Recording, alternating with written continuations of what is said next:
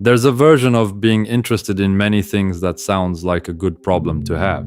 You pick things up quickly, you can hold a conversation about most topics, you don't get bored easily. People frame it as curiosity, as range, as some kind of advantage. And maybe it is, but it also means you've never had a moment where something pulled so hard that everything else went quiet.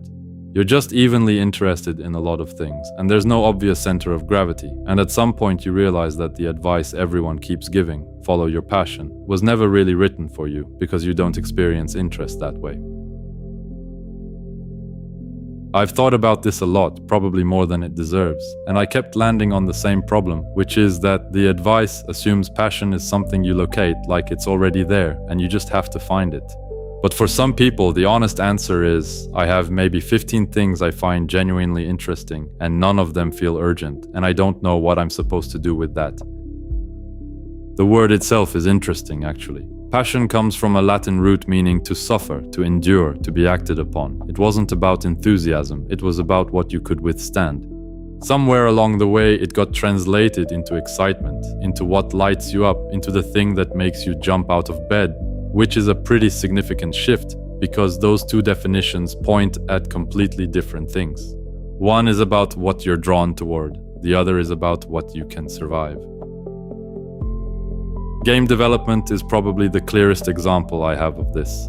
I've had a low-level interest in it for years, something that lives in the background, never quite loud enough to act on.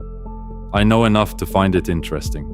And the honest reason I never seriously committed is that I could feel, vaguely, how much work it actually required. The years of it, the accumulation, the slow grinding through problems that don't resolve quickly.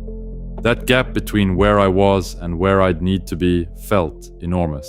And I think, looking back, that enormousness was doing something useful. It was telling me something true about how much I actually wanted it.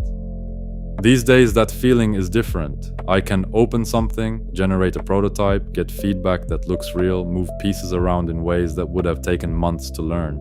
My interest in game development hasn't really changed. It's still mild, still background level. But I can't use the difficulty as a signal anymore because the difficulty has been partially removed.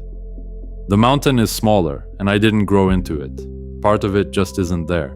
So I'm left with the same vague interest I always had, and no way to tell if it's pointing at something or just persisting the way mild interests do. There's something I keep circling around with this, which is that the struggle was probably doing more work than I gave it credit for, not in some motivational sense, just it was a signal. You'd hit a wall and either stay or leave, and that choice told you something. I think I relied on that more than I realized. And now the walls are different. Some of them are shorter, some just aren't there, and I keep finding myself at the same mild level of interest in everything, with less of a way to know what that interest is actually worth. Comment if this resonates. I want to know if the difficulty a signal thing tracks for other people, or if I'm overfitting my own experience. If you made it here, the channel probably has a few more things worth your time. Subscribe, and I'll see you on the next one.